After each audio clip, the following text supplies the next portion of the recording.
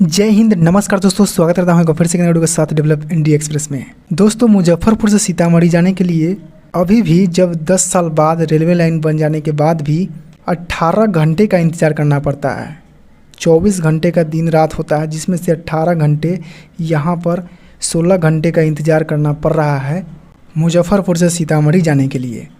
10 साल बीत गए इस रेलखंड को बनते हुए, लेकिन अभी तक सिर्फ और सिर्फ 7 जोड़ी ही ट्रेन इस पर परिचालन किए जा रहे हैं और सिर्फ बसों पर निर्भरता जो है कि लोगों को अब दिखने लगा है और सिर्फ लोग भी अब बसों पर ही निर्भर हो गए और यहाँ से ही यात्रा करते हैं, क्योंकि ट्रेनें ही नहीं हैं।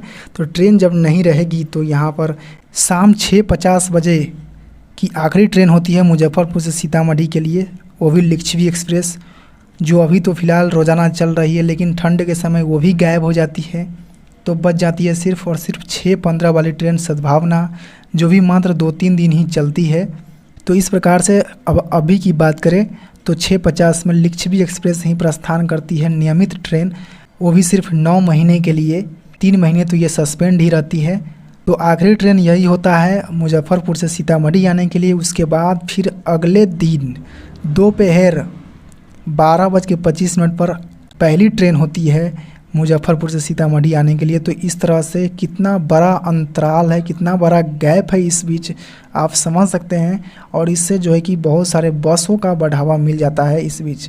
एक दशक में यानी कि 10 साल में अभी मुजफ्फरपुर से सुबह और देर शाम और रात की दौरान ट्रेनों का परिचालन मुजफ्फरपुर से सीतामढ़ी की ओर नहीं हो पाया। इससे यहाँ के लोगों का विफलता नज़र आ रहा है और यहाँ पर जो है कि समस्तीपुर मंडल का भी असफलता यहाँ पर दिख रहा है, क्योंकि इस रेलवे रूट से कोई भी लाभ नहीं मिल रहा है लोगों को। 10 साल हो गए, लेकिन इतना बड़ा जो गैप आप देख रहे हैं 7 बजे से लेकर के दोपहर 12:25 पर जो पहली ट्रेन है, इससे साफ जाहिर होता है कि मनसा ही नहीं है इस ट्रैक पर ट्रेन दौड़ाने की। कहीं अगर ट्रेन पकड़ना हो मुजफ्फरपुर से भी तो बस से ही यात्रा करनी पड़ती है। पहली ट्रेन 12:25 में प्रस्थान करती है मुजफ्फरपुर से। फिर एक अंत्योदय है जो सिर्फ एक ही दिन चलती है, 1:05 प्रस्थान करती है। फिर एक डेली ट्रेन है 2:35 प्रस्थान करती है। फिर एक डेली ट्रेन है 5:25 प्रस्थान करती है। तो मात्र 3 से 4 ही डेली ट्रेन है। लिच्छवी को मिला दिया जाए, ये तो 3 महीने के लिए सस्पेंड रहती है, उसके बावजूद अगर मिला दिया जाए तो सिर्फ 4 ट्रेन ही डेली ट्रेन है, बाकी सब वीकली ट्रेन है।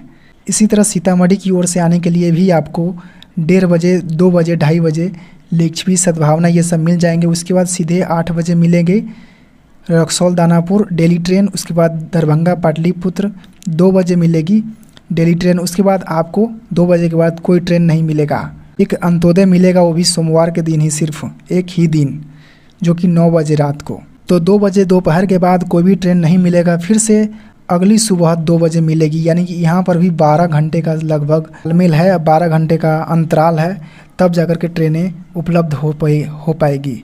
तो इतना बड़ा गैप होने के बावजूद और ये रेलखंड के बन जाने से बहुत सारी उम्मीदें होने के बावजूद अब उम्मीद टूटता हुआ दिख रहा है, क्योंकि अभी तक कोई भी नई ट्रेनें नहीं दी गई है। ये पाटलिपुत्र दरभंगा वाली जो ट्रेन है, ये भी एक नई ट्रेन नहीं है, बल्कि ये भी मुजफ्फरपुर और रामदयालु नगर पाटलिपुत्र को मर्ज कर दिया गया हुआ ट्रेन है। तो इस प्रकार से ये पुरानी ट्रेन है जिसको मर्ज किया गया है, एक नई ट्रेन ही नहीं है। तो अब समय आ गया है, अब ज़रूरत आ गया है कि अब एक नई ट्रेन दिया जाए, जो जिस समय ज़्यादातर अंतराल है, जैसे शाम के देर शाम, मुजफ्फरपुर सुबह के समय में ये ट्रेन देना बहुत ही आवश्यक है यहाँ से, क्योंकि सुबह के समय में कोई ट्रेन नहीं रहती है, कोई आस नहीं रहती है। तो इन सब जगहों को फुलफिल करना बहुत ही आवश्यक है और इससे सुविधाएं भी बढ़ेगी।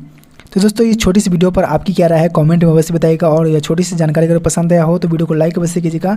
मिलते किसी नए वीडियो तक के लिए जय हिंद एंड जय भारत।